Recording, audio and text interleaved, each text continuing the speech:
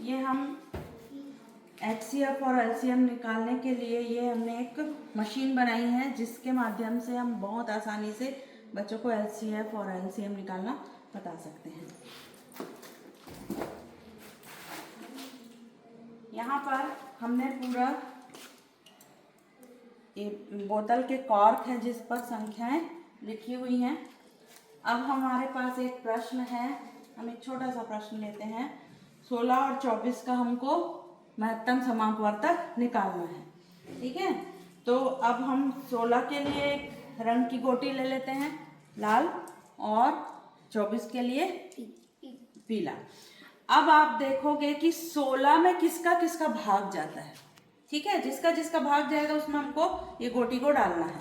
तो 16 के हमने लाल लिया है तो 1 का भाग जाएगा 16 में, है ना, गुणनखंड।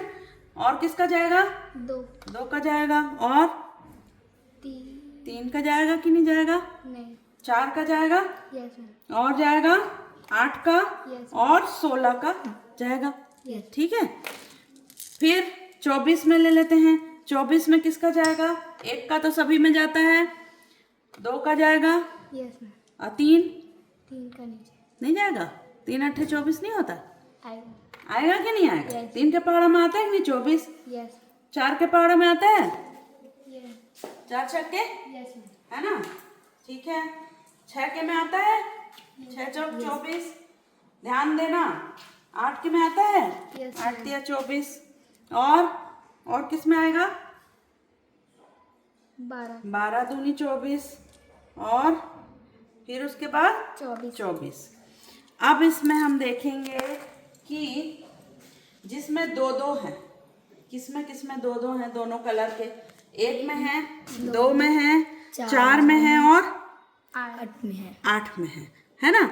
तो ये कॉमन हो गया, उभयनिष्ठ हो गया। 1 2 4 और 8 ये उभयनिष्ठ गुणनखंड हो गए।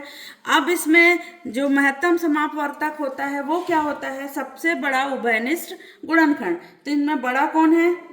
8 है, तो इसका महत्तम समापवर्तक हो जाएगा 8, ठीक है।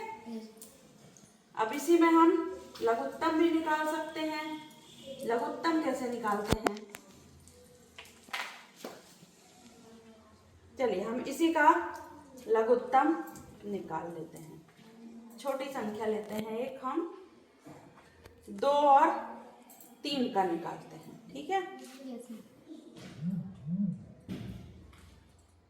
फिर हमने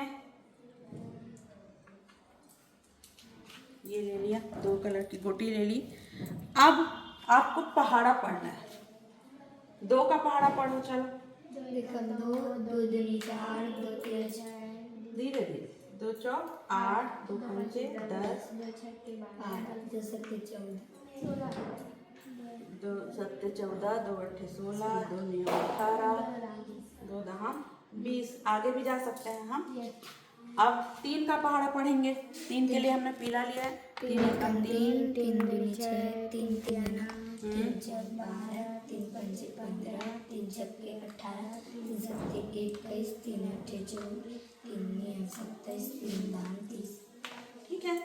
अब फिर इसमें देख लो, जिसमें 2-2 है, किसमें है 2-2? 6 में, और 12 में, और 18 में। अब हमने महत्तम में क्या लिया था? बड़ा लिया था। और लघुत्तम समापवर्त में क्या होता है? जो सबसे छोटा उभयनिष्ठ गुणज, है ना। तो सबसे छोटा क्या है? 6, है ना। तो इसका लघुत्तम समापवर्त हो जाएगा 6। तो इस तरह से हम इसमें दोनों हम निकाल सकते हैं, लघुत्तम और महत्तम।